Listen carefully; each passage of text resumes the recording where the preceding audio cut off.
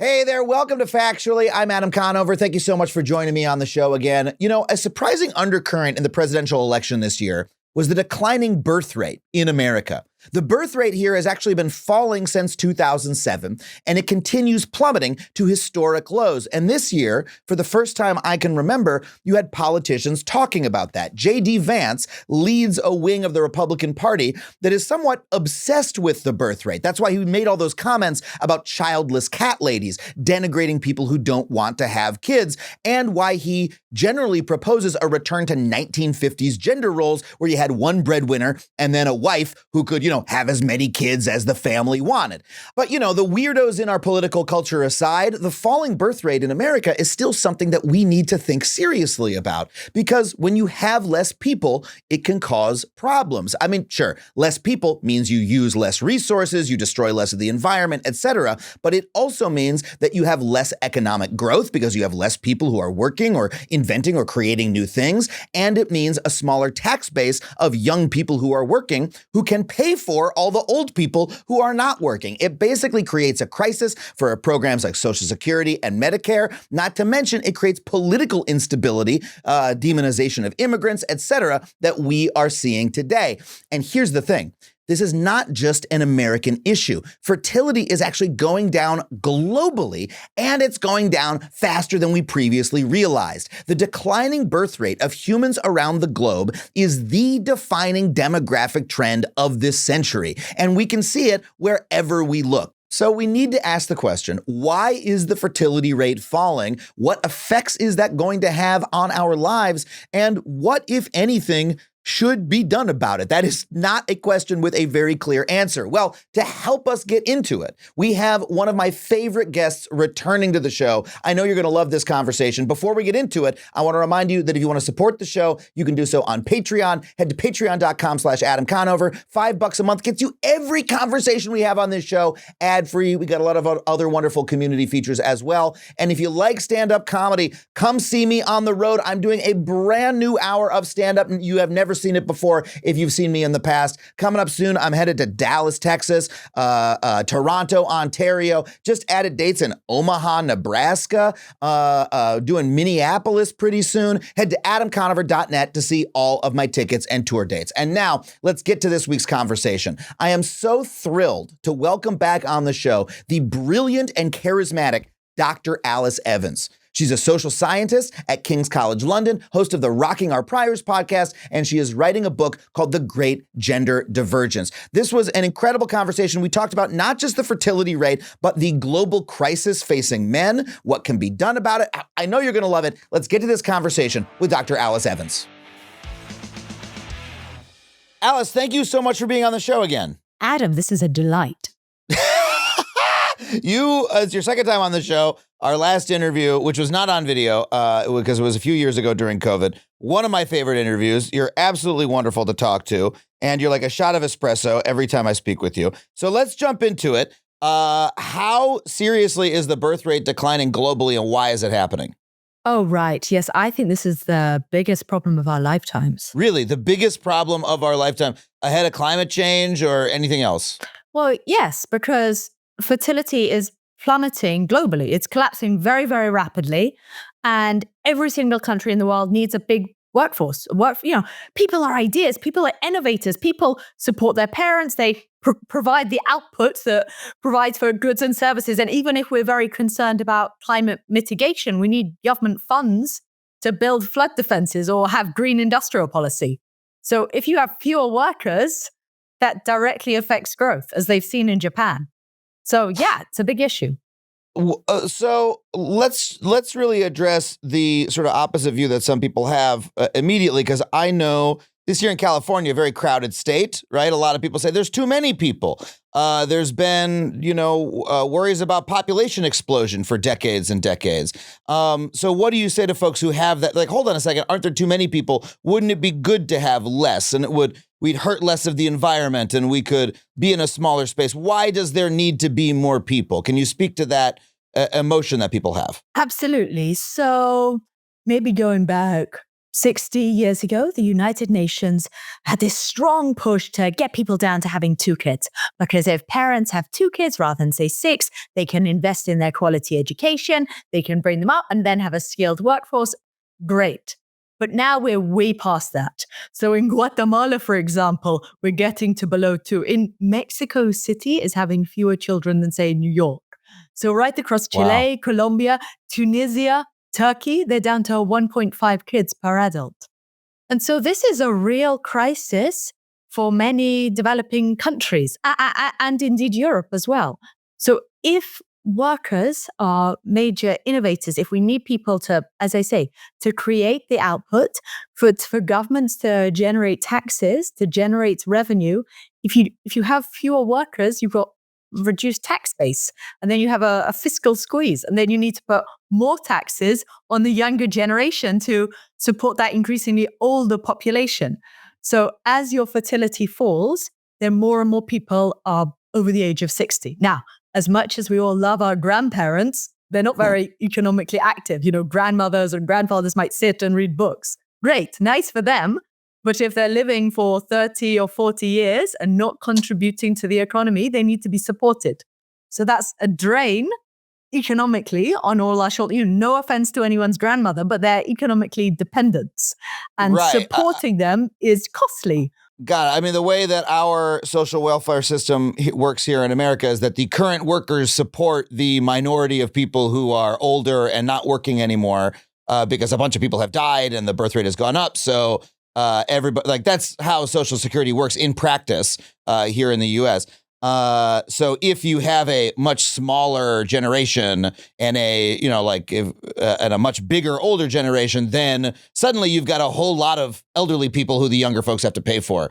I see that as being a problem. Is there no other policy set of because I will say what you're saying sounds a little bit like, we've got this idea that we need uninterrupted growth all the time. That's certainly what capitalism demands. That's what stockholders demand. Is this just a fiscal issue, right? Is it just about money? Because, money's made up, right? People are real.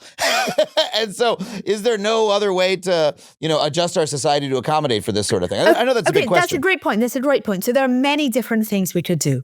So, for example, at the current rate of falling fertility, if we do nothing at all, then many countries will have a very aging population. And that means there'll be, say, like a 1-to-1 ratio of 1 worker for every old person. And the only way you can accommodate those older people is higher taxes on young people. And that's fine. It just means that you and I would spend less money. But then that has a direct effect on other people's jobs and services. If you're being taxed more, but then maybe you're not buying a sofa, for example. So it reduces demand in your economy, it reduces consumption, and our welfare is less. So that's one option. Another possibility is, say, maybe they could generate amazing AI that has massive, massive productivity. That's possible. Will we see it? I don't know. Another possibility is that you just import people. So you have massive immigration. And again, that's totally possible. But let me add 2 caveats. So doesn't seem like it's likely to happen in the U.S. anytime soon. A lot of countries are moving in the opposite direction. So there are 3 concerns. One is we see this political backlash to high immigration, as you've seen in the US, as we also see in Europe. Now, immigration can be amazing. Immigration, diversity can stimulate innovation and integration, but if it's well managed. So Lance Pritchett estimates that to maintain the current ratio of the working age population with the current model of immigration, rich countries would need to be around 45 to 55% immigrants by 2050. So that's a significant change in the demographics, right? So that's a significant change. So that's one option. So AI is one option. Just getting poorer is one option. Immigration is one option. But yeah, there are tensions with each of those things. And those are all options that are big changes to our current way of life in one way or another. So this is a shock to the system, shock to these societies, no matter what happens. Let's get into why this is the case. Why is fertility falling globally? I mean, I would understand a country or two. I've heard this about, the U.S., about Japan. why would it be happening on a global scale? Right. And I think that's a really crucial question you ask, Adam, because here in Britain, we've just seen our total fertility rate, that's the number of children each woman has fallen to 1.44. And lots of people say, oh, it's the cost of living, or oh, it's high house prices. And each of those phenomena are real, but that same explanation cannot explain why this is happening all around the world, everywhere. Right. High house prices in London can't explain what's going on in the Guatemalan highlands. It's happening everywhere, all at once. So irrespective of country level of income, this is dropping. Now, the most famous traditional model of falling fertility was Gary Becker's model of a quality-quantity trade-off, that parents are choosing to sort of maximize their children's output. So if you're on a farm, you choose to have lots of children, you're maximizing quantity because you need all those hands. You need little Adams to be doing the transplanting of rice or whatever. Or you're living in a city like LA, and there are lots of nice job opportunities, and you think, I'll have two Adams so that they can be super skilled and get nice jobs, right? Do you think most people are thinking about, like, I'm having kids, I'm thinking about, I'm going to have two Adams, I'm going to have two of me, you'll have two Alices. We think of our kids as just... That's how some economists might think about this. How can I maximize child output? Shall I be Sure. Sure. It's me. It's little me is doing work for me. Yeah, exactly. And I understand that about, agricultural, especially earlier in, American society. It's like, kids are my revenue source. I have kids because I need somebody to pull the weeds and like pick the crops. Right. And that has changed. Right. So you might say, some economists might think that with skill-biased technological change and rising rewards for skills, the skills premium, that you just invest in having fewer, more skilled little Adams. That's how economists often think. But I don't think that's so persuasive if we think that this is happening all over the world, irrespective of parental investment in education, irrespective of the level of economic growth. So this is happening globally. So I think those traditional explanations, to me, they don't seem to cut it. Right. It's happening in countries that don't have extremely expensive higher education like we do in the U.S. Like that higher education is this huge thing in the U.S. that parents have to save for. So you might say, all right, well, if they have to do that, they're going to have less kids because it's hard to save a couple $100,000 for more than two kids.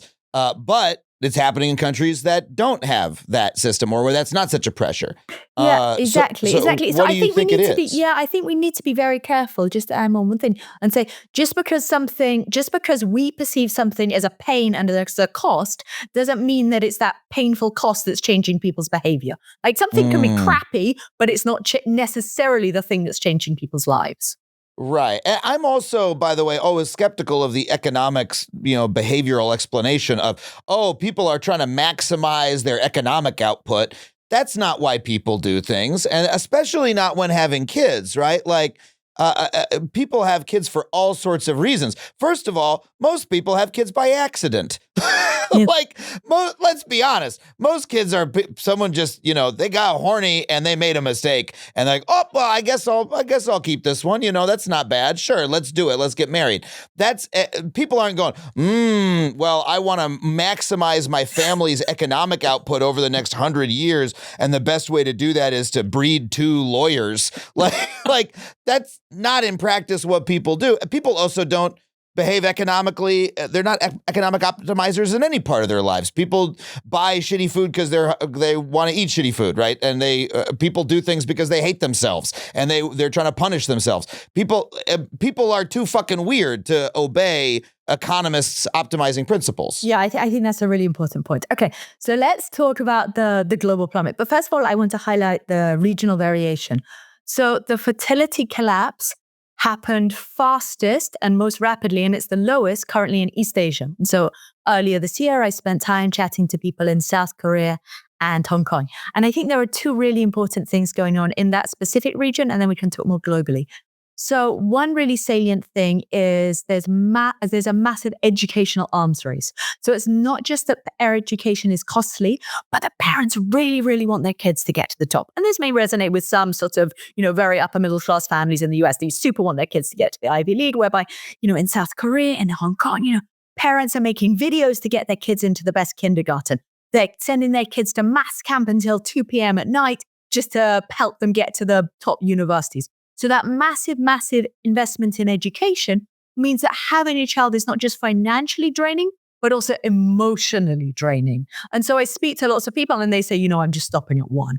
I cannot go through that enormous slog again. But there's something, Adam, that gave me hope in thinking how this might change. So I notice when I'm in East Asia, and I also notice this in California, there are lots of very fancy pet shops. And this made me think that I think many humans love something little. They love something cute like that. People with their puppies, people enjoying it. Like people in Singapore, people in Hong Kong, in China, people people in Beijing are having more dogs than kids. And I think if kids were more like dogs, like if they weren't so high maintenance, people would be more likely to have kids. Like if it's just a casual thing, it's a nice, cute thing that you can look after, have a cuddle, that's great. People want these cuddly, sweet things. Yeah. And I've always felt that pets are serving the human need to have something to love, right? Yeah, they're a cheap substitute. They're a low maintenance substitute for kids. Yeah, because you want to love something, you want to care for something. Here's something that loves you and appreciates your care and never grows up.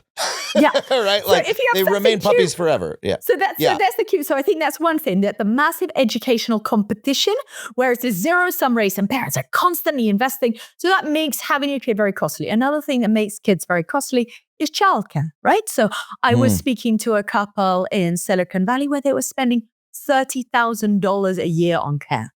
So care costs are really going to hit parental income. So anything that's making children more costly, if it's emotionally, financially, that's going to, mean in a kind of trade-off, be like, I don't want such a big commitment. So that's one aspect.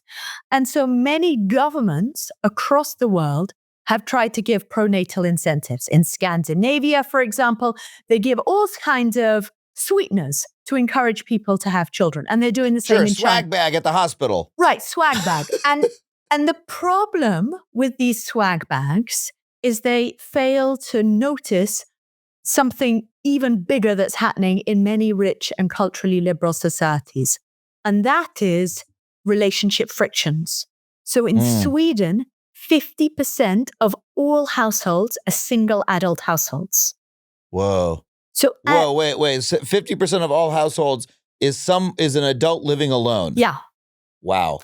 And this correlates very closely with fertility. So in South Korea, as young women go to university and for all kinds of reasons don't necessarily find someone that they love and cherish and who treats them with the respect that they want, many are increasingly choosing to remain single. So there could be some personality frictions.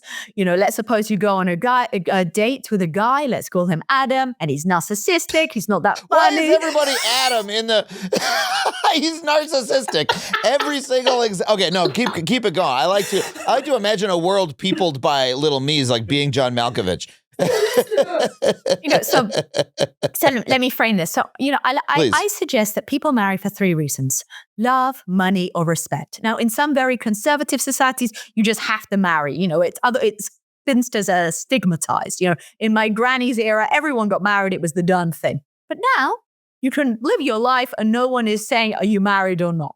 That degree of freedom means that you don't worry about ostracism. So you can be more selective. And as women earn their own money and they're no longer stigmatized, they can choose, right? So if some guy, let's call him Adam, is a total douchebag, they can just close the door. So Adam, do you know the globally most streamed song on Spotify last year? Last year, no, I don't. What was it? Flowers by Miley Cyrus. I can buy myself flowers. Right. So historically, in a Christian wedding, all these desperate singles would queue up hoping to catch the bouquet. Maybe they could be next. Oh, wouldn't it be wonderful if I got married? How fantastic. I'm so desperate to get that. But now there's a whole new narrative, right? So women like Miley Cyrus are celebrating, say, hey, if some guy is not going to be the one that I want, hell, I've got my own money and it's perfectly fine. No one's going to shame me. I've got the money. I can do these nice things. I can provide for myself. I can have a great time. So as people celebrate singledom, and that's a massive liberal advance, right? has a massive progressive advance, and no one is being forced into marriage, etc., or forced to endure. Because people are not forced by society to do one thing. They have the ability to choose.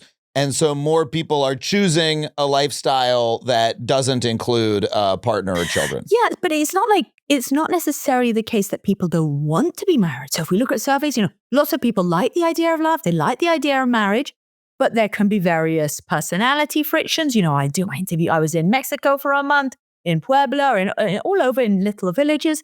And, maybe there were concerns about guys being unfaithful, maybe guys were machista, or, it can be any little thing, like, people being depressed, people being controlling, people being passive aggressive, all these little personality frictions, or just plain boring.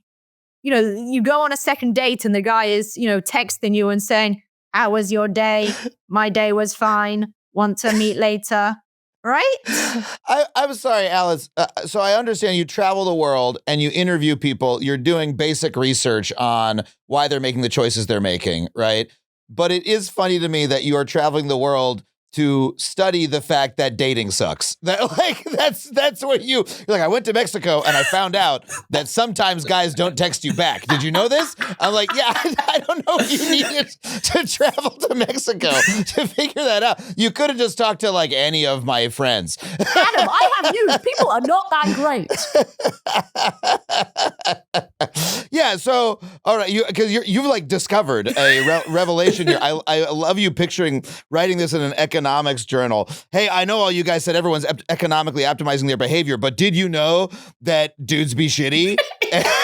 Like I've proven it. It's peer reviewed. Like, yes, and I would add that this works both ways, right? So dudes be shitty, and women may have all kinds of hang-ups, and maybe women have. Thank you. Thank you. Yes, they do. Yes, they do, right? Alice. Sometimes it's not all us. Thank you. Appreciate it. So there can be a range. There can be a range of things going on. Maybe women are not sufficient. There could be a woman who thinks she's hilarious. Let's call her Alice, but actually she's not all that. Oh, you're quite charming. These personality frictions means that in many culturally liberal and economically developed countries, we have a rise in singles. And this holds in Latin America, for example. So in Latin America, where women are becoming increasingly progressive and they may want a loving, caring, companionate relationship, with social media, as they watch US TV shows, they want that kind of respectful guy. I was in Malaysia 2 weeks ago, and I was chatting to these women. They were telling me their favorite show is Emily in Paris. And that's a show about a woman making choices, deciding whether she likes the guy or not. If he's not being good enough, if a guy is being snobbish or whatever. And they're inspired by that. And they tell me about guys who don't treat them with respect. And they said, I don't want to tolerate that kind of guy. They tell me about guys who are intimidated about their earnings and they don't like that kind of guy. So they're choosing to pass. So I have these conversations with all kinds of people. And if people are not measuring up to their expectations, they may choose to be single. So, and this also has an economic aspect to it, whereby in Sweden and in the US, for example, it is men who earn less, men who still live with their parents, also men who are obese who are more likely to be single, right? So as people become selective, those who are not deemed attractive, that can be subjective, etc., those who are struggling financially, etc., those people can really struggle. Because the cohort of single people, as you go on, the people who are single are less desirable because they're the ones who are not partnered. Yeah. Like, again, Adam, shocking news that people who earn less struggle to get dates. Folks, people love to poke fun at LA for not really having winter, but let me tell you something. When the temperature here dips below 60, it starts to get chilly. We're not used to it. We're soft, okay? But we do like to get cozy just as much as anybody else. I love the chance to cozy up during our weird little chilly winters, and one of the reasons I love it so much is because I get to break out my favorite cold weather essentials from Quints. Quints makes high quality cold weather clothing from premium materials. And what is truly incredible is how affordable it is. Like, check this out. This is their fleece-lined crew neck sweatshirt. I'm wearing it right now. You can see it if you're watching it on video. It is so cozy. And guess what? This thing only costs $40. All right. You're not getting that at a big box store. You can only get quality like that for $40 from Quince. So if you're staying in and embracing the hygge lifestyle, hygge, I don't know. It was in the copy, but there's no pronunciation guide. The Scandinavian cozy word. If you're embracing that this season, Quince has you covered there too. Their super soft fleece sweatpants are the perfect upgrade to whatever it is you're lounging in right now. I mean, come on, look at your legs. Don't you wish you were wearing super soft fleece instead? Of course you do. And by the way, I just want to tell you my personal favorite are their corduroy pants. They've got these wonderful stretch corduroy pants. Again, on video, I'm holding up my legs so you can see them. Look at this. These things are so comfy. I've gotten so many compliments on them already. I love these so much. And you know what makes it even better is that Quince only works with factories that prioritize safe, ethical, and responsible manufacturing practices. So this winter, luxuriate in coziness without the luxury price tag. Go to quince.com/factually for 365-day returns plus free shipping on your order. That's QUINCE.com/factually to get free shipping and 365-day returns. Quince.com/factually. In terms of the overall fertility globally going down, so far you've said it's the sort of high burden of having a kid in some societies. That could be that. So the cost of childcare could be part of it. Another important part of it are the rise of singles. And then there is a third factor. Yes. What is it? So this is my hypothesis, and I want to emphasize that's just a hypothesis, but because we don't have hard data on this, but it's something I observe. And maybe before starting, so it's about the rise and improvement, the massive quality improvement in personal online entertainment. So for example, first of all, I want to take you back, Adam, to when I was a teenager.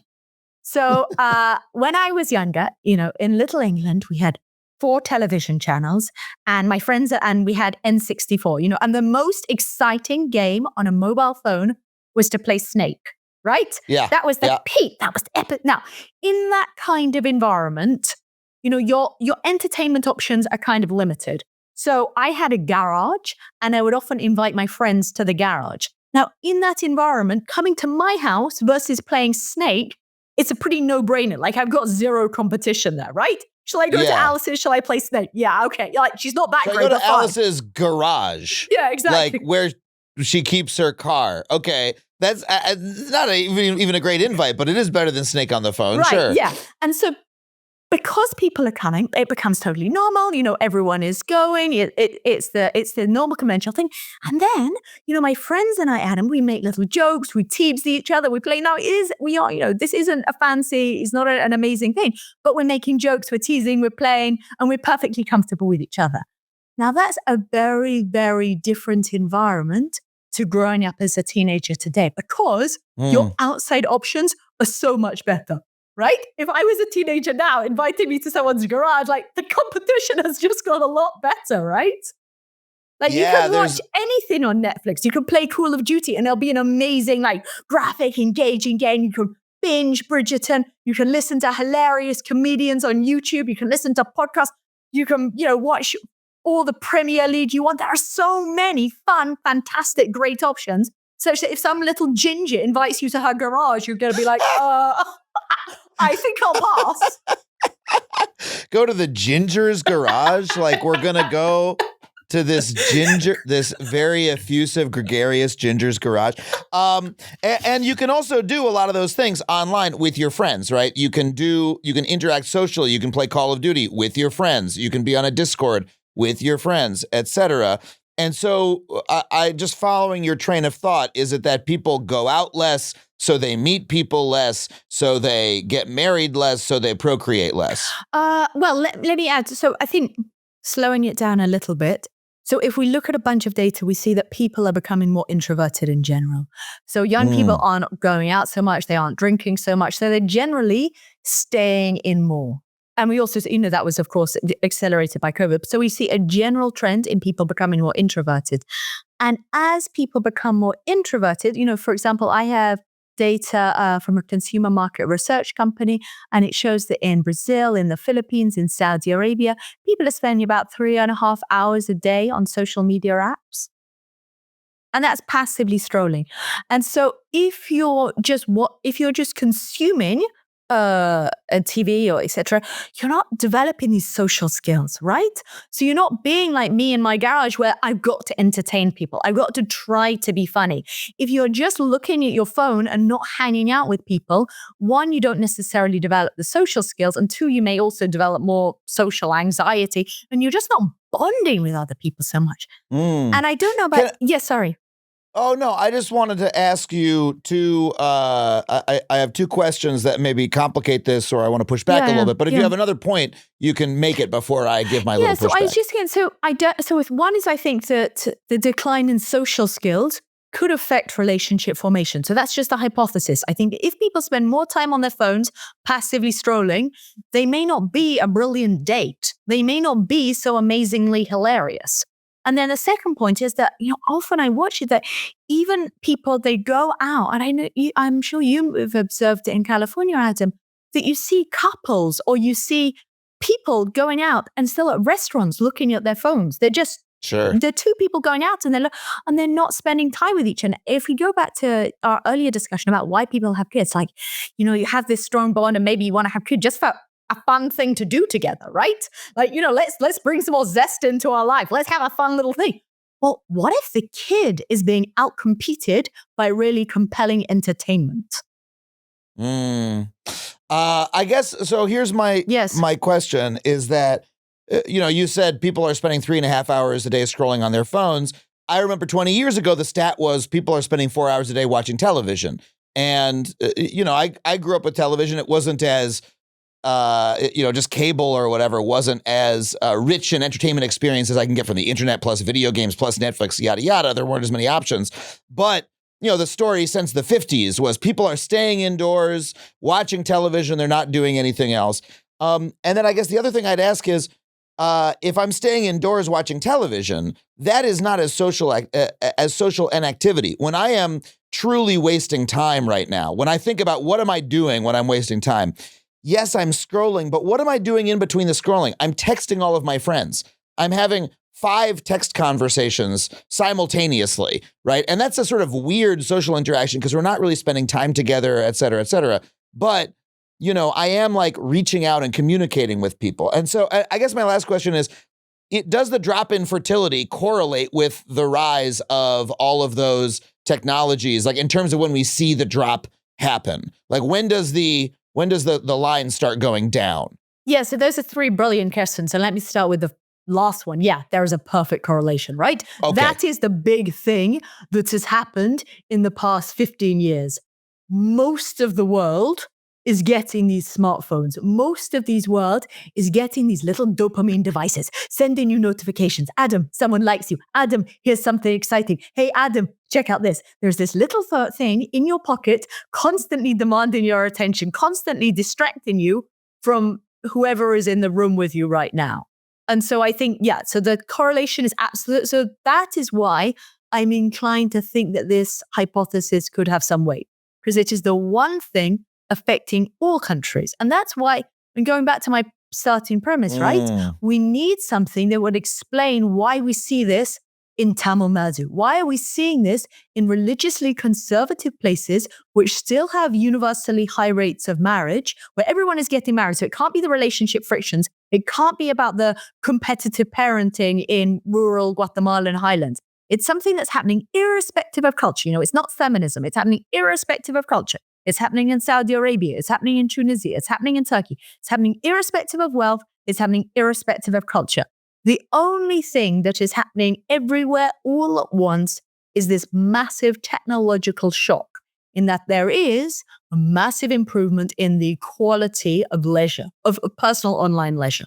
Okay, so that I think is the correlation point. So let me push, let's just prod on that a little bit. Like, so you're saying that we're talking about societies that are very conservative socially, where they still have sort of compulsory marriage almost socially. Yes. And those marriages are happening, but the people in the marriages are not having kids, and that would be because they're on their phones. It's like the story makes more sense to me, like talking about the U.S. or, a society where, well, people are just staying home and gambling on sports rather than going out and getting laid. But in a society where, no, actually they're sort of, the marriages are forced to happen.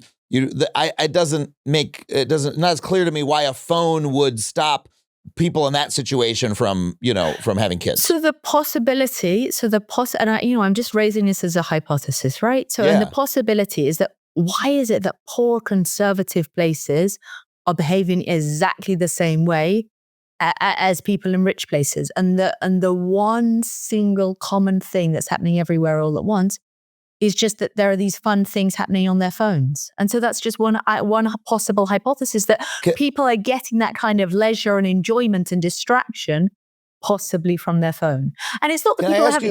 Go for it. One other hypothesis, just that you said that's the only thing that's happened everywhere.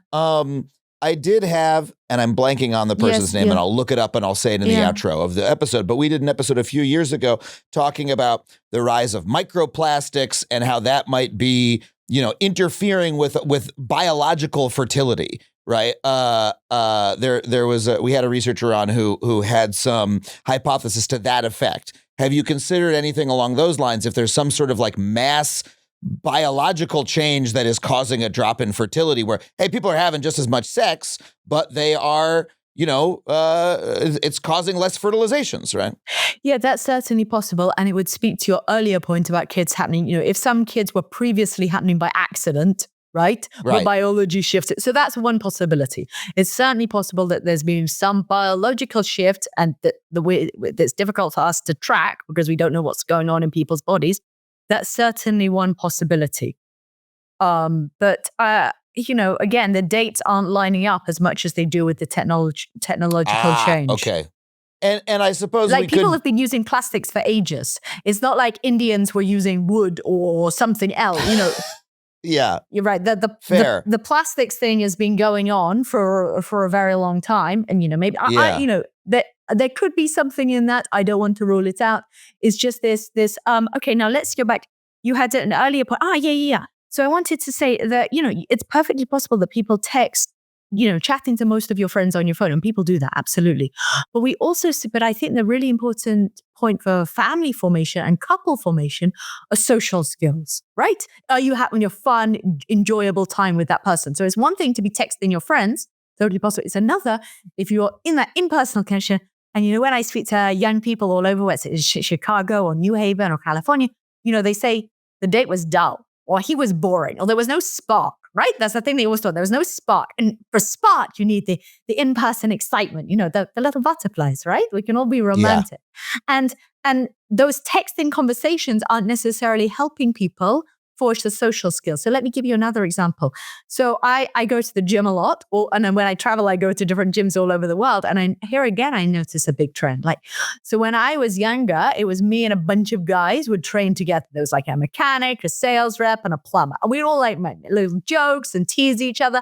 But now when I look at gyms, I never see anyone chatting because people have their phones. And so if you have your phones, if you have instant online entertainment, you don't need to coordinate with your buddy.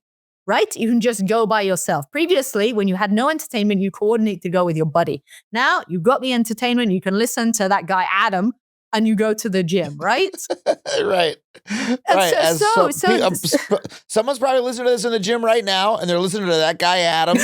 and as a result, they're not meeting the love of their life because they're not talking to the gym hottie, and they're not going to have kids, and they're going to die alone. So I'm sorry if that's you listening. I am not blaming you for the global collapse in fertility, but it's all because of Adam. The title of this episode is going to be "Why is Fertility Collapsing Globally?" And now we've learned the answer.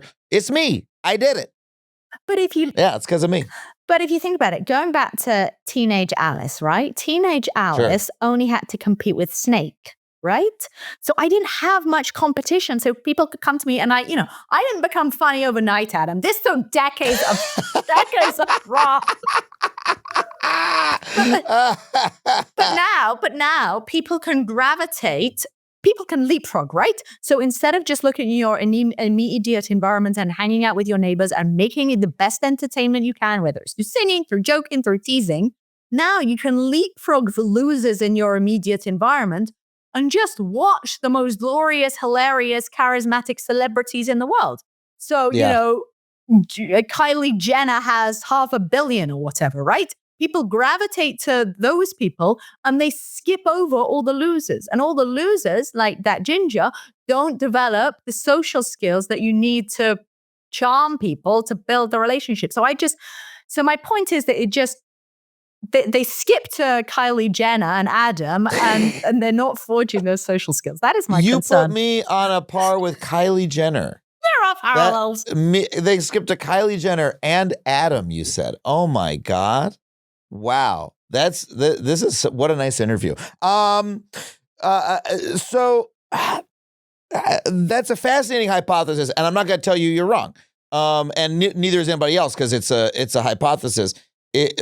But it is, it's fascinating that this is happening literally everywhere. I just want to ask, I know, I think of countries like India, places like Africa. Those are places I think of as having extremely high birth rates. Are they dropping there, or are they slowing down? Or is it that the rest of the world is slowing down so much that if you look at, is the global fertility rate is going down? We're not just talking about individual places. Oh yeah, it's global. So let me tell you about Tamil Nadu. So India as a whole is below the replacement, right? So it's having less than 2. Oh, okay. Tamil Nadu is now seriously worried because their fertility is so low. Now, in places like the Middle East, North Africa, and South Asia, they've got a really big challenge. Why? Because female employment is well below the global average. So in India, only 25% of women are in the labor force. Most women are dependents. So that means the guy is going to be supporting 2 sets of elderly parents. So that is an enormous strain on young men's shoulders, an enormous strain. So those dependency ratios is not just the working age population relative to the elderly, it's the men. So the men will have to really, really massively support. So this is a massive, massive crisis for developing countries, for places like Tunisia, for Turkey, for South Asia, for Egypt. This is a really, really, really big crisis. So let me just ask the macro level. I just want to go back to the way the average person thinks about population, the way I've thought about it throughout my life. I remember being in high school and being told that there were 6 billion people in the world. And then a couple years later, it was like, oh, it's 7 billion people in the world. I was like, that's a lot of people. That's, we've gone up by 1/6 over the course of my young life, right? And that's 1 billion people. That's a huge, sure seems like a big change in the world to me to add that many people. And it's gone up since then, right? And if part of your thesis is that, hey, it's bad when population goes down, right?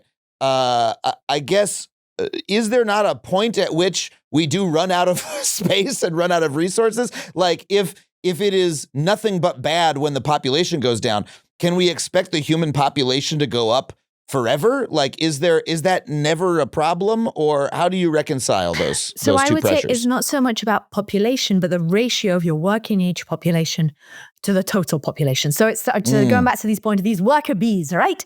So you've got people who are clever, whether people that are inventing stuff, they're making movies, they're selling stuff, they're creating stuff, they're starting new businesses, right? These young people are the innovators. They're more likely to start companies. They're contributing to economic growth. And we can create economic growth, through artificial intelligence, through technology, but you do need people to generate the growth. So it's not the resources holding us back, it's the innovators. It is.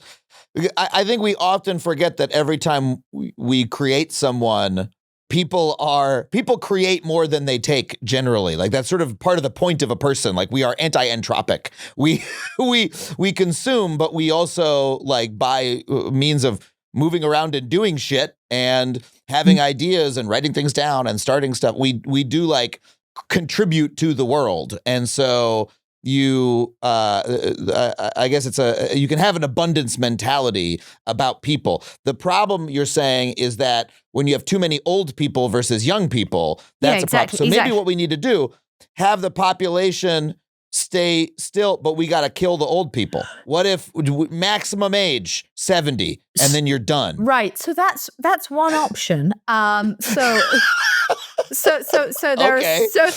so yeah. It's the most seriously anyone's ever taken a joke on this show, but all right. So there are, the issues with old people is not just supporting them economically, but their healthcare costs. And so let me give the example of Japan. So my co-author, Jesus Fernandez Villaverde, he looks into it, says, so for decades, economists had been troubling over Japanese economic stagnation. Like, why do they have so many recessions? What's wrong with their macroeconomic policy? And what he said is, Jesus says, well, instead of just looking at their GDP per capita, let's look at their GDP. Let's look at their gross domestic product per working age individual. And if you just look at that statistic, there is no difference really between the US and Japan. So the Japanese worker has not become less productive. The problem in Japan is just that there are fewer workers and more old age dependents. And it's the strain of supporting those old age dependents that's hurting Japan's economy. And that's why taxes are getting so high in Japan and that consumption is down, because young people just can't spend so much or pay for so much if they've got these high taxes. Now, the US may be able to avoid this just by having more and more immigrants, as long as people support this. Europe has a slightly different challenge. Yeah, which we're about to do the opposite. We're about, the new president says he's going to deport 20 million people, which moves us in the opposite direction. Exactly. Yeah. So this is so it's there are all these options, but none of them are easy. It's very interesting to me. I just want to return to this idea of how we think about the presence of other people and the rise in numbers of other people, because it strikes me that the sort of degrowth mentality that a lot of folks on the left have, they say, there's too many of us. We use too much stuff. We need less. We need to have less people. We need to live with less population, less people. Seeing the other people as a threat is sort of very similar to the right-wing view of immigrants, that immigrants are taking from me, that there's a zero sum in my country, and that someone else coming takes away from me.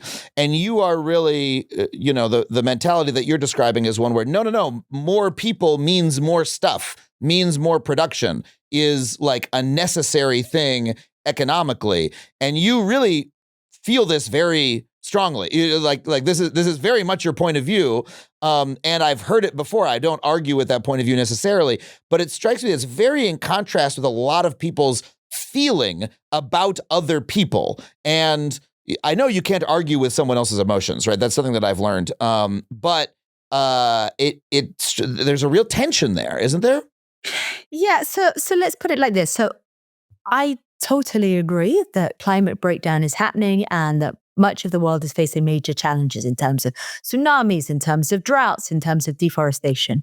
Our capacity to address that is going to be mediated by two things. One is our innovations, and two is our money, right? Do we have lots of clever people who can make green tech or green industrial policy or climate change mitigation, right? So we need people to invent stuff to handle how we transition to a green economy, and we need the money.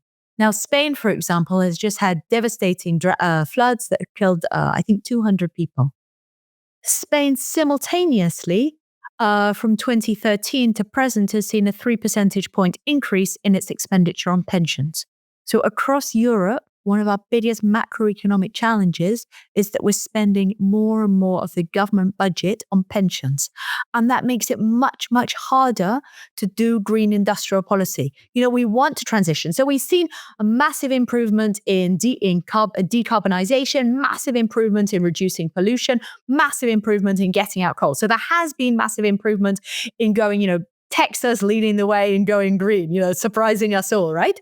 So there have been massive improvements, but we need money to make some of those improvements. And it's harder to spend on climate change mitigation if you're firefighting on pensions or if you're having to tax your young people just to pay for those old people. I mean, it's been in the news a lot lately because, Elon Musk says he's going to cut $2 trillion in the federal budget. here in the U.S. And many people have pointed out, well, the majority of the federal budget is just paying for old people, is Social Security, Medicare, and Medicaid. And a huge chunk of Medicaid is actually going to elderly folks who don't have money in the bank. Yeah, I mean, exactly. So if you go to any hospital, the people who are in those beds, the people who need the care, are older people. So technological advances mean that we do prop up our grannies, right? And so grannies and grandpas are living longer and longer and longer, and that costs money. And that's a human value, right? Like we want old people to live longer because we want to live longer and we love our parents and we love our grandparents. And also we have a basic value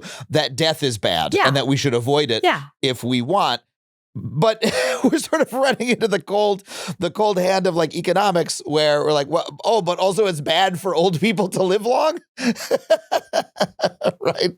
Macroeconomically, we're running into problems. It's it's just it's the really, really big pension crisis. And to support an old people, to celebrate living long, you need a big working age population. That's a problem if your fertility, it looks like, an amusement park ride that goes vertical. Right. I want to talk about men because you have also written a lot about the crisis facing men. Again, not just in the UK or the US, but globally, I believe. Tell me what you mean by that. Okay, so I think over the past 50 years, we've seen that many of our economies have become, there's an increasing premium for skills, right? So we want skills workers. But we've seen that the least educated men are often, many countries, struggling to make so much educational progress. So in Europe, in America, in Latin America, even in India, women are outpacing men in education.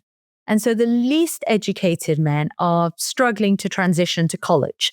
Now, if men are struggling to transition to college, in the US, for example, they stay pretty much in three sectors. That's construction, manufacturing, or just not working at all. And the construction and manufacturing, the problem if you don't go to college is those sectors are particularly vulnerable to automation. So, instead of a guy being on a construction site and lifting a ton of shit, it's the robot who's doing it instead, right? So why would you bother hiring a worker if you can just get a robot? In manufacturing, whether we're creating cars, we're creating phones, you can do it all with robots. So if you didn't have much education, it was fine. Maybe in the 1970s, you could still get a decent job. And, workers could still get a little cottage near Lake Michigan or something like that. And now you can't because it's been displaced by robots. And so the wages of men without college education have massively plummeted. So the least educated men, the men who don't go to college, are struggling. Their wages have been hit, and that's a function of automation. That's a function of globalization with increased competition from overseas. And so these least educated men are struggling. And then on top of that, I think that men suffer from a particular cultural straitjacket in that we simultaneously see rising demand for care, rising demand for interpersonal skills, for social skills. But young men without their college education aren't transitioning to work in a nail salon, for example, or to work in an old age and in a care home, or to work, so where there is labor demand for that skilled interpersonal care work, ideas of masculinity impose a straitjacket, and so men aren't moving into those sectors. So it's men have been really, really hit in ways that women have not. And something that I talk about a lot is that men really suffer from a narrow view of masculinity that they have more trouble breaking out of than women. Definitely. Like, we have this expectation that, okay, there's an idea for female gender roles in terms of the workforce, in terms of, what role you're having in the family, et cetera. But our expectation is that women will break out of those roles, right? I take the example of like the Barbie movie, this huge mass hit IP movie designed to sell toys, but like the narrative of that movie is sort of breaking the bounds of stereotype, right? That's what's happening in this female-centered movie. That does not, men are not encouraged to break out of the narrow bound of masculinity. 100%. Either by other men or by women, right? If you look at a lot of the ideas of like, oh, what is, the ick or et cetera, it's always like a man who's behaving in not a traditionally masculine way. And so there's like an incentive for women to take on male roles in the workplace, there is a disincentive culturally for men from basically everybody to move from a traditionally male occupation into a traditionally female occupation. So men are more like constrained in terms of their choices. Do you agree with that? 100%. I think that cultural celebrations have been enormously unfair to men. So let's go back to, Hollywood movies and television, can craft cultural change by celebrating things, making it prestigious, and you're breaking boundaries. So ever since the 1960s, we've seen female action heroes, whether it's from Charlie's Angels to Wonder Women to women police detectives, women computer scientists. It's all breaking the boundaries, and everyone celebrates that, and everything's fantastic because they're moving from a lower status role as being a housewife to a high status role as in the public sphere, in the Oval Office, all these dramas about female diplomats, female heroes, female superstars, right? It's all about smashing those boundaries and cheering people on. And that has a huge cultural effect because it can raise people's aspirations, going right back to the Mary Tyler Moore show, which was about a female journalist, I believe, in Minneapolis. And Oprah herself said that really inspired her. And that's really great. And that's really amazing that we're smashing those boundaries and prestige, encourage lots of women to feel accepted, to aim higher and follow suit. But we have not done any of that in terms of men. So there's no movies where it's like, oh, look at this boundary breaking man who's caring for his aging parents or like, I don't know, going into nursing or like whatever the fuck. When it does exist, it's laughable. It's a movie like Mr. Mom or I don't know, the movie. Isn't there a movie where like Arnold Schwarzenegger gets pregnant? Oh, right, yeah. It's diminishing. It's like it's comedy as Wonder Woman or whatever, that sort of movie. That's heroic. That is aspirational. The opposite is it's diminuting. It makes you it's funny. It's, oh, look at the big man taking down a peg. It's not seen as something desirable. It's seen as something like unfortunate. Yeah. So I think that cultural narratives have been enormously unfair and asymmetric in that men have still been confined in that very, very narrow mold. So there have been very few celebrations of men as caring fathers, as nurturers, as you say, as sons, as pursuing diverse fields in more feminine fields, which are growing, which are seeing growing economic returns. And so here I noticed something, from my global studies, all over the world, culture can constrain people from pursuing economic opportunities. So as I was saying earlier, in the Middle East, North Africa, and South Asia, female employment is well below the global average, even controlling for economic growth, because male honor depends on female seclusion. So that culture means that men don't want their wives to go into the workforce. So that's an example of how culture can inhibit people from pursuing economic opportunities. And we see exactly the same thing with men, in that the culture, the ideas of masculinity mean that men don't want jobs as teachers or carers because they see that as emasculating. They see that as embarrassing, and it would risk stigma and loss of status. So I definitely think that these combined processes, one, men making less progress in education, and that inhibiting them from getting skills-based jobs, and also then those low-skilled jobs being vulnerable to automation and globalization, and then on top of that, men not moving out of those sectors into the more feminine jobs. So it's those three processes really hurting boys and men, the least educated. And I want to be really clear. Men do this to ourselves as much as anybody does it to us, right? Like it's up to everybody to sort of achieve their own liberation. But the overall effect is we've encouraged a sort of fluidity or flexibility among women, and we have not done the same for men. And so men end up in this box that they've had trouble getting out of as economic conditions change. That seems to be what you're describing. Yeah, absolutely. I'm not blaming any one individual. And I think this is very much, as you say, about an ecosystem, right? Because it's not about one role model. It's where that, everyone wants social inclusion and status in their community. So we pay close attention to who has prestige in our community, what our peers are doing. And if no one is doing it and no one is celebrating it, we may be very reluctant to be the first one because no one wants to be laughed at, right? Well, and I think it, look, sometimes these conversations about like men are having a hard time get dicey because people say, well, men have been on top for so long in the hierarchy of, human society, yada, yada. And that is still true. And yet, we have this problem where male status is seen as higher, right? So female status is seen as lower. So there's an incentive for women to break out and move up. There is not a similar incentive for men to give up the quote privileges, right? And go to something that has societally been lower, even though the entire hierarchy is fucked, right? The hierarchy is the problem. It's still the problem, but you are a little bit more stuck when you have historically been on top because it is seen as a status loss to move down, quote, down to a female role. And it's just like this particular bind that men are in that we don't discuss enough, I think. So I think there are three issues. So one is we should be careful not to say men in general, because, Sure. there are a bunch of men, the guys who go into that guys in Wall Street and the guys in Silicon Valley who are earning 200, 300K a year, they're doing fine, right? We don't need to worry about them. They're doing great economically, right? So, and there are many men who are flexible in this. My brother-in-law is a preschool teacher, and he's one of the most, caring, wonderful, and a very masculine guy, right? And there are incredible number of counterexamples of what we're talking about. I want to pick up on that. So first of all, I'm specifically focusing on the least educated men. So let me just focus. Right. So the least educated men struggling to advance in education, and then that has a knock-on effect. And it's not just that they're earning less and more vulnerable to automation, but of course that hurts their dating prospects, right?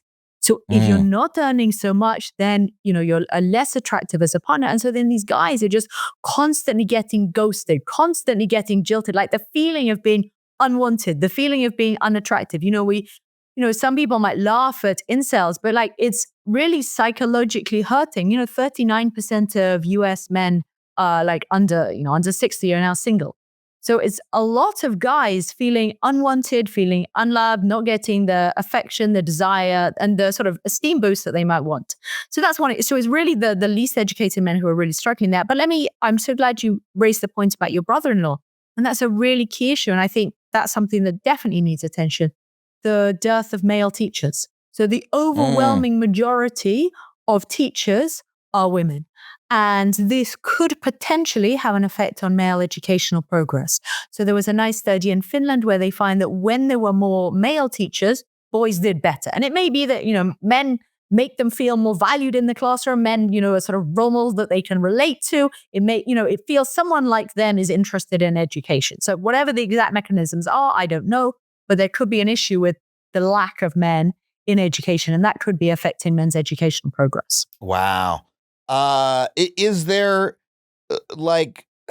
does this accentuate the entire problem with the birth rate decline? Yeah, are these things linked? Of course. And there's a further issue. So there are two issues. So one is if the least educated men are earning less, obviously they're less attractive as partners.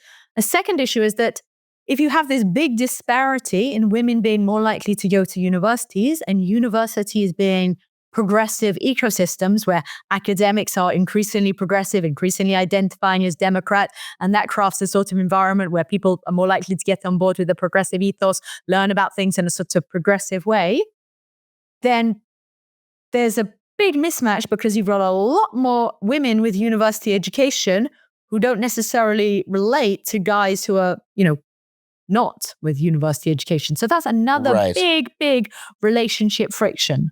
I find it really interesting how much we started talking about this conversation, economics and demographics, and now we're firmly in the realm of culture, that all of the reasons for this shift that we're talking about are really cultural, what is seen as high status, what is seen as low status, et cetera. And that's it's a difficult thing for people like economists to quantify, isn't it? And it's a little bit difficult to find the right story because you can tell the story of culture so many different ways. Yeah, so there are lots of different things. And I don't think any one person is motivated only by one reason. And so what I try to do is sort of study all the different kinds of evidence, draw on economics, draw on sociology, have my own conversations with people, try to work out what makes people tick, and then try to figure out, structurally what's happening. Okay, we've got a more skills-based workforce, but men are struggling to get those skills, and then automation is hitting them. They're sort of trying to combine those qualitative insights that I get from my interviews in Uzbekistan and Morocco with all the big structural economic stuff. I want to ask, we are starting to see a political response to these problems, at least here in the U.S. When I look at the political wing of the Republican Party that J.D. Vance is leading, or is seen as leading, it's specifically talking about family issues, he's talking about birth rate, even the comment about childless cat ladies, right, which is disparaging and a little bit ludicrous. We've talked about on this show, but it is about he's talking about the fertility rate, right? He's talking about declining fertility. He's concerned with that, and he's also talking about the crisis for men. And he's specifically speaking to a cohort of men who feel that something has gone wrong. Like that is clearly part of their political outreach, is reaching out to disaffected men. Now, the solution that they're offering is this sort of return to traditional gender roles. Hey, you should, I believe his literal political program is we want to make it possible for only the man in the household to work, for the woman to stay home, and then that way you can have more kids, right? And that's like their actual political program is returning to something a little bit closer to the 50s, right? At least as I understand it. If J.D. Vance hears this and wants to correct me, feel free to come on the show. I'd love to talk to you about it. I'm not sure about that solution to the problems that we're discussing. I'm curious if you have are there policy changes that could be made that would ameliorate some of these problems? Okay, so that's a great point. So let me make 3 points. And I'm curious about your take on the politics overall, by the way, and how this affects, the global political situation here in the U.S., in the U.K., and around the world. So firstly, on the disaffected men, I think one, we see these economic issues that men struggling in education and being vulnerable to automation, etc. As we said, the least educated men. And then on top of that, I think we should highlight a shift in technologies. So what I didn't say earlier is that the rise of personal online entertainment and smartphones means that instead of us all being just watching the 3 major networks, we can each tune in and self-select into our little echo chambers. And so as you choose to watch particular kind of news and information on Twitter, on TikTok, or YouTube, it shares information similar to what you and people like you have liked. And so it feeds you information that caters to your priors, right? So the algorithm is sharing things that it expects you to like. So we see similar things going on. And so what this means is that we can all become cocooned in sort of echo chambers of groupthink, where everyone is agreeing with us, and we see sort of angry vitriol at this sort of other people, right? So it's us against them. And so technology can really nurture these narratives. And I see it in South Korea, I see it in China, I see it in the US, whereby people can express resentment, can express hostility to the other, to the outgroup, and they can be ideologically persuasive. And here is where culture interacts with technology, because technology enables these echo chambers to form where we only hear views that agree with us, we encourage us, we hear this resentment, this misogyny, and it's not just in the US, it's also in South Korea, where just last year they actually elected an anti-feminist president, and he got the most votes from like young disaffected men who were struggling, It was called the incel election, right? So this is happening. So technology shapes these discourses, but ideological persuasion, cultural entrepreneurs matter too. So it's certainly not a simple story of economics. It's about persuading each other in these sorts of echo chambers. So that's one thing. Now, so we get these disaffected men sort of encouraging, emboldening these other, blaming immigrants, blaming women, et cetera, et cetera. Okay, so that's one aspect. And then your next question is, what will fix it? What are the policy responses that might help? And so if we break down all the sort of different things we've looked at. So one is, as our economies increasingly reward skills, it's super, super important that everyone goes and gets a decent quality education and goes to university. So therefore, we really need to help people make the transition to university. And that's where I think, possible things that could be important could be more male teachers. Another aspect is, as automation does many routine jobs, I think it also seems important for people to develop social skills, like coming to my garage. And that's where I think, schools can play. I know I would develop so many social skills if I was in your garage. It would be a crash course.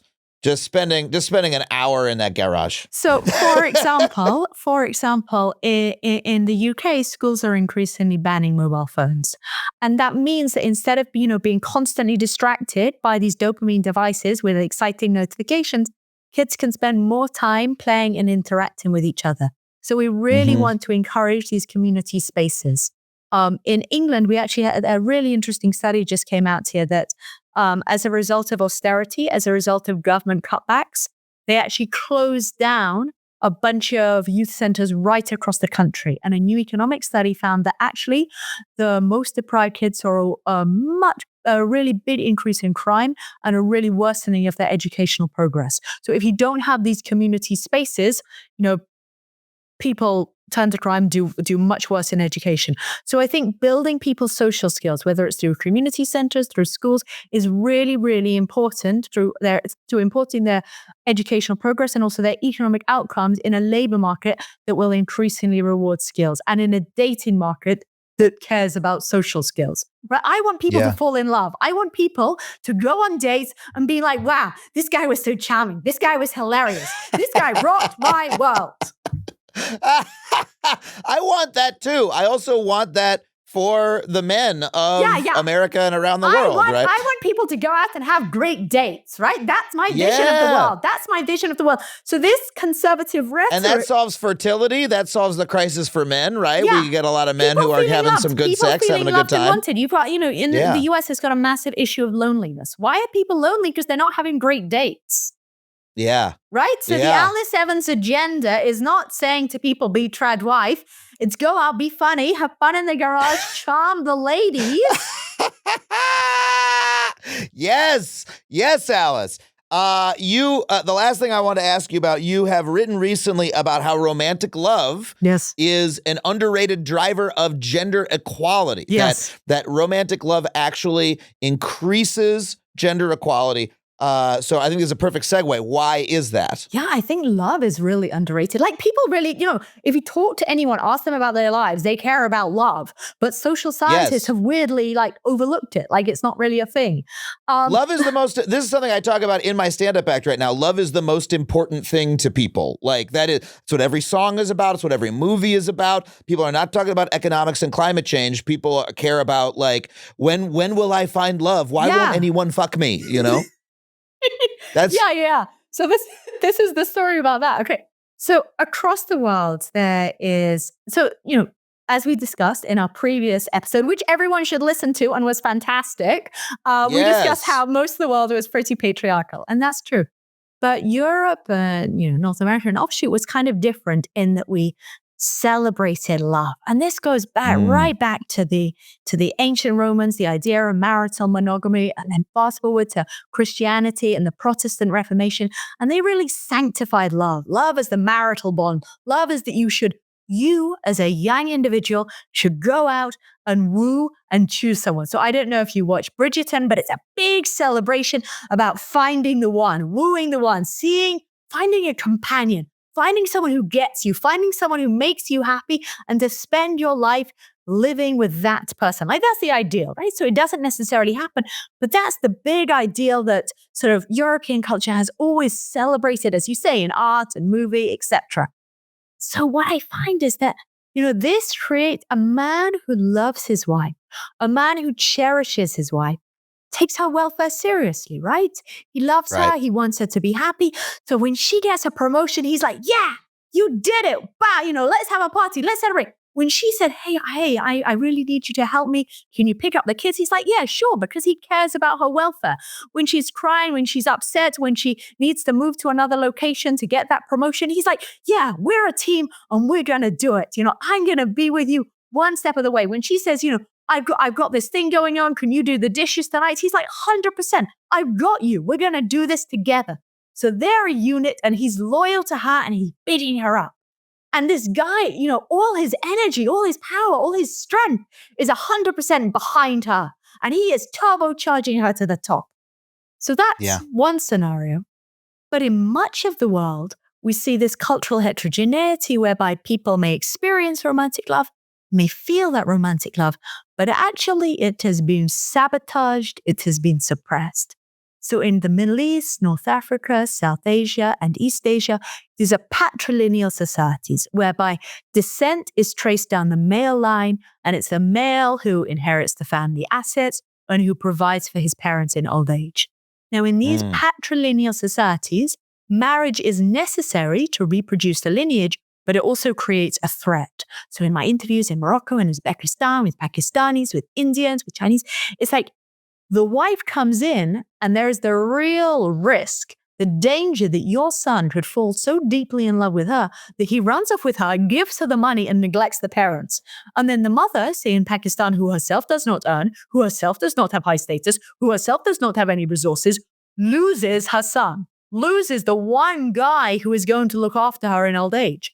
So in India, we see this massive, massive friction, this tension between the mother-in-law and the daughter-in-law who is the threat, right? Wow. And so how do families deal with that? What they have done historically and continue to do to this day is to suppress love. So maybe stopping the couple spending time together, driving them apart. And so, for example, I do interviews with people living in Karachi, and whereby, not letting the husband and wife spending time together, totally stigmatizing and shaming marital love, so that it's not normal for a husband and wife to spend time together. I mean, the obvious, most blatant example of this is arranged marriages, right? But it's more than arranged marriage. The whole society is structured so that the husband and wife do not socialize together. So even if they spend a little bit of time together and love each other initially, if they are continually broken up and pushed apart, then the husband may not necessarily care about his wife's welfare.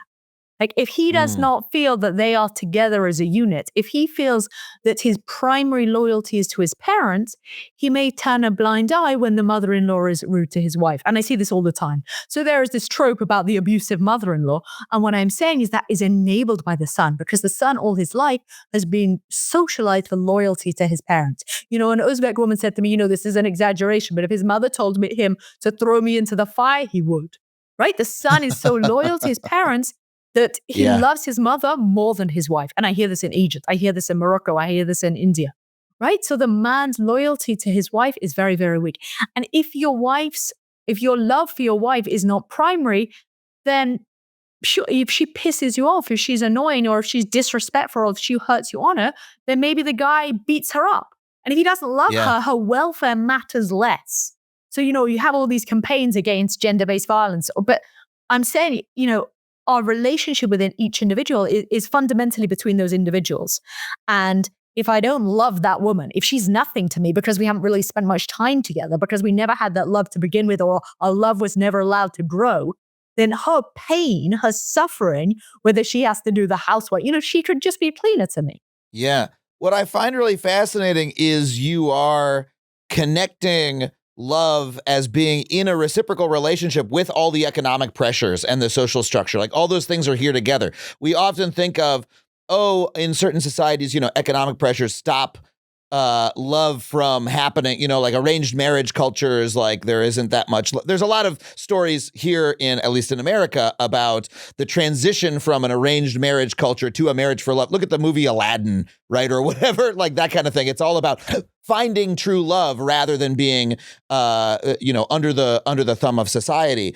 But you're also showing how, love actually influences the structure of society if it's allowed to grow. Like all these things are tightly knit with each other. Culture and emotion and economics are all in this, relationship swirling around each other, affecting each other. Yeah, so each country has its unique cultural inheritance, and culture and economics will affect that. So if we look at East Asia, what's happening is that, as women increasingly go into the workforce, many of them are deciding that man is so loyal to his parents and they don't have that strong culture of love to the wife that women increasingly don't want to go into that relationship. So if men are not wooing women, if men appear too loyal to their mothers, there's going to create a relationship friction. So when we talk about South Korean fertility plummeting, being one of the lowest rates in the world, part of that is due to the women staying single.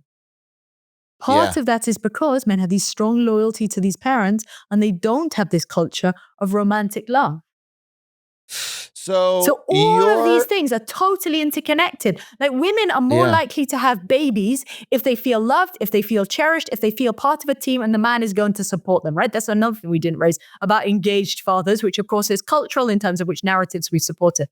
But if men do not signal love, support, and cherishing women and being engaged fathers, here to support you, here to take care of you, because of the cultural narratives, because of the cultural narratives, then we'll see a decline in relationships, which of course means men are frustrated and unhappy. So South Korea's incels, and also a decline in fertility because of those relationship frictions. Wow. So the Alice Evans prescription for fertility, for gender equality, for the crisis in men is love. Yeah. That's what you're telling me. Love is in my going garage. love in your garage. All right. I got to check out this garage, man. This sounds like I don't know how you've got this thing decked out, but I think that could solve the world's problems. Yeah. I'll see you there. Alice, I love talking to you so much. It's been absolutely wonderful. If people similarly feel that way about you, where can they find your work on the internet? Oh, I am all over. So there is www.ggd.world. So that's the Great Gender Divergence, which is my forthcoming book. And I'm also on Instagram, on YouTube, and I'm on Twitter at _Alice_Evans. But I just searched my name. And do you know the one thing? They should be careful. There's also a woman who was in 101 Dalmatians of my same name. I'm not that one. The lesser You're Evans. You're not in 101 Dalmatians? That's too bad. I am the lesser Evans. Alice, you're absolutely wonderful. Thank you so much for coming on the show. And I hope you'll come back on again soon. Thank you. Oh my God, thank you again to the incredible Alice Evans. I know you guys are obsessed with her now, as I am. Thank you so much for listening, and thank you to everyone who supports the show on Patreon, especially those of you who support the show at the $15 a month level. This week, I want to thank Thortron, Samuel Montour, David Snowpeck, Eric Carlson, Scooty Chimkin Nuggy, and Miss Me with the Fascism. If you want to make me say some funny words, you can subscribe to us on Patreon at patreon.com/Adam Conover. For $15 a month, I will read your name in the credits and put it in the credits of every single one of my video monologues. But of course, any amount that you can chip in is great and helps keep the show free for everyone listening. If you want to come see me do stand-up comedy, just a reminder, I am headed to Dallas, Texas, Omaha, Nebraska, Toronto, Ontario. I think they'll be on sale at this point. It looks like I'm headed to London and Amsterdam pretty soon if you want to come check out those shows. If you happen to live in Europe, I'm always adding shows all the time, so head to adamconover.net for all those tickets and tour dates. I would love to see you out there. I want to thank my producers, Tony Wilson and Sam Roudman, everybody here at HeadGum for making the show possible. Thank you so much for listening. I'll see you next time on Factually. Stay safe out there, everybody. That was a HeadGum podcast.